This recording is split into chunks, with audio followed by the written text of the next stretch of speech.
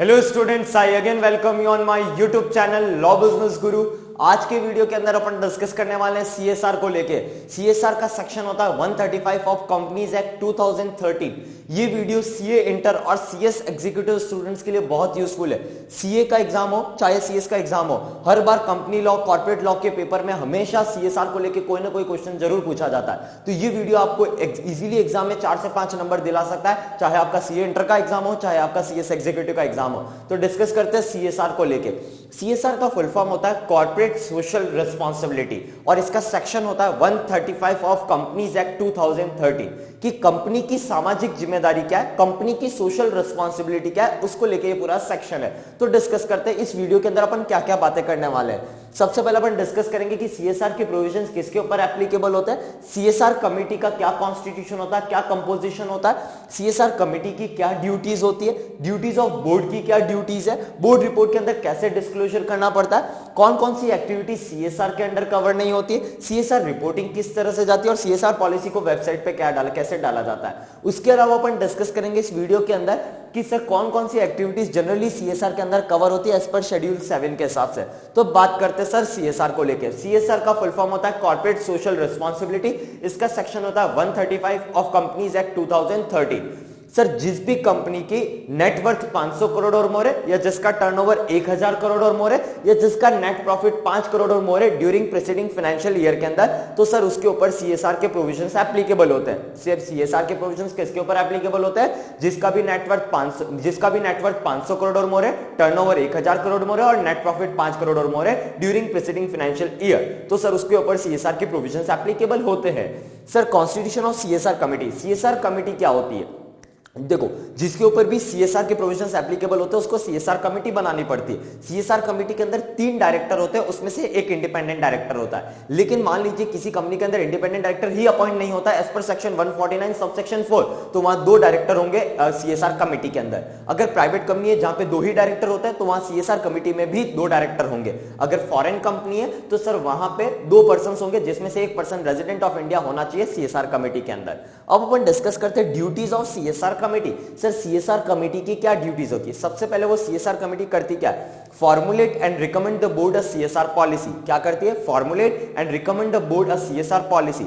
It indicate activities undertaken by companies in areas as specified in schedule 7। Sir CSR committee की क्या duty है, formulate and recommend the board a CSR policy. It indicate activities undertaken by company in areas of subject as specified in schedule 7। Second और क्या करती है, वो ये बताती है कि हमें सीएसआर के लिए कितना एक्सपेंडिचर करना है। सर सीएसआर कमेटी क्या बताती है कि हमें सीएसआर के लिए कितना एक्सपेंडिचर करना है, ये भी सीएसआर कमेटी बताती है। और duties of board, sir board की क्या ड्यूटी बनती है, बोर्ड की ड्यूटी है कि हर फाइनेंशियल ईयर के एवरी फाइनेंशियल ईयर कंपनी को सीएसआर के लिए कितना कंट्रीब्यूट करना पड़ता है, 2% of average net profit of preceding 3 financial year. कितना, 2% of average of net profit. Company CSR के लिए बेसिकली कितना करती है, 2% of average net profit of immediately 3 preceding financial year. पिछले 3 फाइनेंशियल ईयर्स का एवरेज नेट प्रॉफिट निकाला जाता है, उसका 2% कंट्रीब्यूट किया जाता है सीएसआर के लिए। सर सीएसआर के लिए हमें कितना कंट्रीब्यूट करना पड़ता है, कम से कम 2% of average net profit of immediately 3 preceding financial year contribute करना पड़ता है। और सर ये जनरली कंपनी स्पेंड कहां करती है, सर ये अपने लोकल एरियाज को प्रेफर करती है अमाउंट स्पेंड करने के लिए। उसके बाद आता है disclosure in board report. Board report में क्या डिस्क्लोज करना पड़ता है कि हमारे सीएसआर कंपोजिशन में कंपोजिशन ऑफ सीएसआर कमेटी हमारे कितने लोग हैं, कंटेंट ऑफ सीएसआर पॉलिसी और reason for not spending the amount. अगर सर बेसिकली बोलता क्या, बोर्ड रिपोर्ट के अंदर हम क्या डिस्क्लोज करते हैं, हम ये बताते हैं बोर्ड रिपोर्ट के अंदर कि हमारा सीएसआर कंपोजिशन में कौन कौन लोग हैं, सीएसआर पॉलिसी क्या है और हमने जो अमाउंट स्पेसिफाई नहीं किया, जो अमाउंट स्पेंड नहीं किया 2%, उसका क्या कारण रहा, वो भी चीजें कहां लिखी होती है, बोर्ड रिपोर्ट के अंदर। कौन कौन सी एक्टिविटी सीएसआर के अंडर कवर नहीं होती है, सर अगर कोई कंपनी कोई एक्टिविटी कर रही है, कोई प्रोजेक्ट लेके आई है, कोई प्रोग्राम लेके आई अपने एम्प्लॉइज के लिए या उनकी फैमिलीज के लिए, मतलब उससे फायदा एम्प्लॉइज को और उनकी फैमिलीज को हो रहा है, तो वो सीएसआर में कवर नहीं होगा। हिंदुस्तान के बाहर जाके अगर कोई कंपनी एक्टिविटी करती है, कोई प्रोजेक्ट लेके आती है, कोई प्रोग्राम करती है, तो वो सीएसआर में कवर नहीं होगा। कंपनी कोई भी कंट्रीब्यूशन देती है पॉलिटिकल पार्टी को, चाहे डायरेक्टली हो या इनडायरेक्टली हो, एज पर सेक्शन 182 तो वो भी सीएसआर में कवर नहीं होगा। और नॉर्मल कोर्स ऑफ बिजनेस में अगर कंपनी कोई भी एक्टिविटी लेके आ रही है तो सर वो सीएसआर के अंदर कवर नहीं होगा। सीएसआर के अंदर 4 चीजें कवर नहीं होती है, पॉलिटिकल पार्टी कंट्रीब्यूशन, फैमिली को या कंपनी अपने एम्प्लॉइज या फैमिली के लिए उनके लिए कोई प्रोजेक्ट प्रोग्राम लेके आई है, या हिंदुस्तान के बाहर जाके कोई प्रोजेक्ट या प्रोग्राम कर रही है, या नॉर्मल कोर्स ऑफ बिजनेस में अगर कोई कंपनी कर रही है तो वो सीएसआर के अंदर कवर नहीं होगा।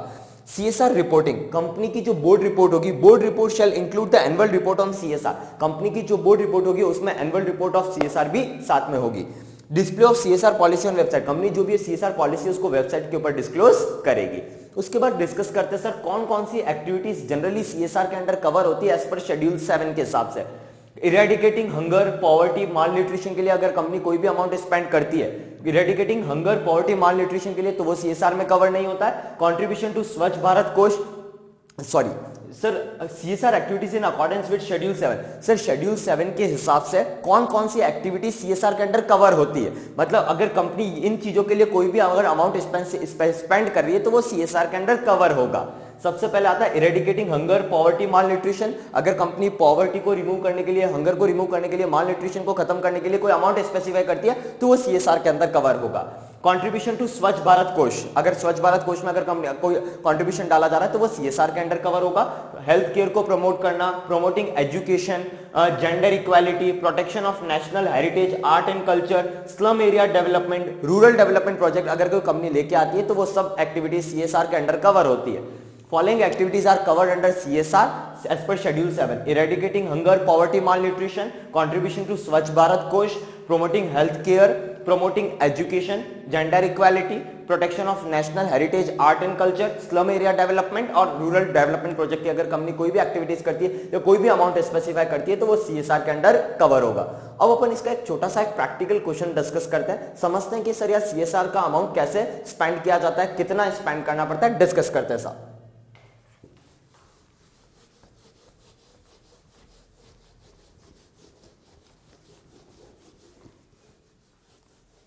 आज अपन डिस्कस करेंगे प्रैक्टिकल क्वेश्चन को लेकर। सर एक कंपनी है जो अपन ले लेते हैं ZYX लिमिटेड, क्या नाम है कंपनी का साहब? ZYX लिमिटेड एक कंपनी है जिसका नेट प्रॉफिट या फिर लॉस दे रखा है इन करोड़ में, जो भी अमाउंट दे रखा है वो किसके अंदर दे रखा है? करोड़ के अंदर दे रखा है।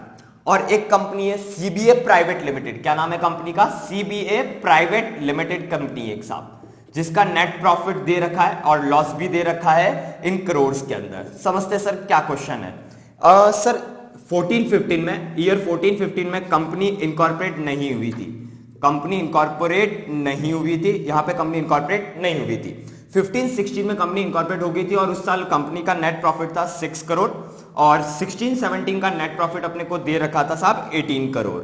उसके बाद सीबीए प्राइवेट लिमिटेड के बारे में बात करें तो सर यहाँ पे 14-15 में कंपनी इनकॉर्पोरेट हुई थी लेकिन लॉस था 4 करोड़ का, यहाँ पे भी लॉस था 1 करोड़ का, लेकिन यहाँ पे प्रॉफिट था 6 करोड़ का।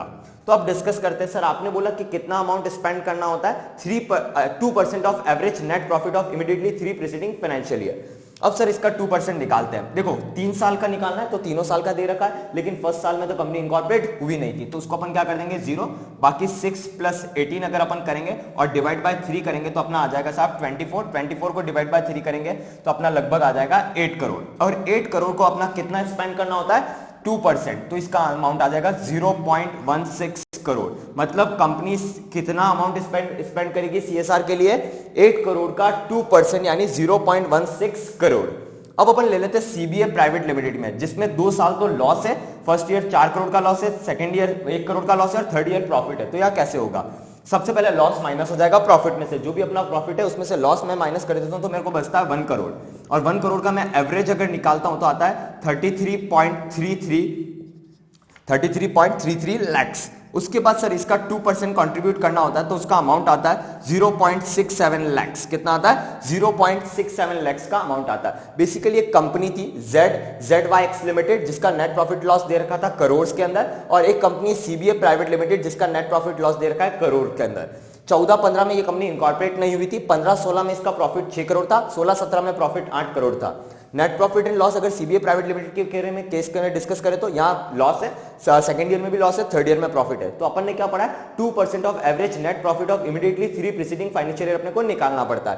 तो तो यहाँ तो जीरो हो जाएगा, इनकॉर्पोरेट ही नहीं, और बाकी अगर आप एवरेज निकालेंगे तो इसका आएगा 8 करोड़। 8 करोड़ का 2% होता है 0.16 करोड़ रुपीस अपने को इसके लिए इन्वेस्ट सीएसआर के लिए स्पेंड करना पड़ेगा। और प्राइवेट लिमिटेड के केस में अगर देखें तो सर या तो लॉस है, तो प्रॉफिट में से पहले लॉस सेट ऑफ होगा, जो भी अमाउंट आएगा उसको 1 करोड़ आया, उसको अपन ने एवरेज निकाला तो एवरेज आया 33.33 लाख, और इसका 2% कंट्रीब्यूट करेंगे 0.67 लाख सीएसआर के लिए। तो ये इस पूरे वीडियो के अंदर अपन ने अच्छे से डिस्कस किसका किया, सीएसआर के बारे में डिस्कस किया, कॉर्पोरेट सोशल रिस्पांसिबिलिटी के बारे में डिस्कस किया, और ये वीडियो सीए इंटर और इस एग्जीक्यूटिव स्टूडेंट्स के लिए बहुत यूजफुल है। Thank you all of you.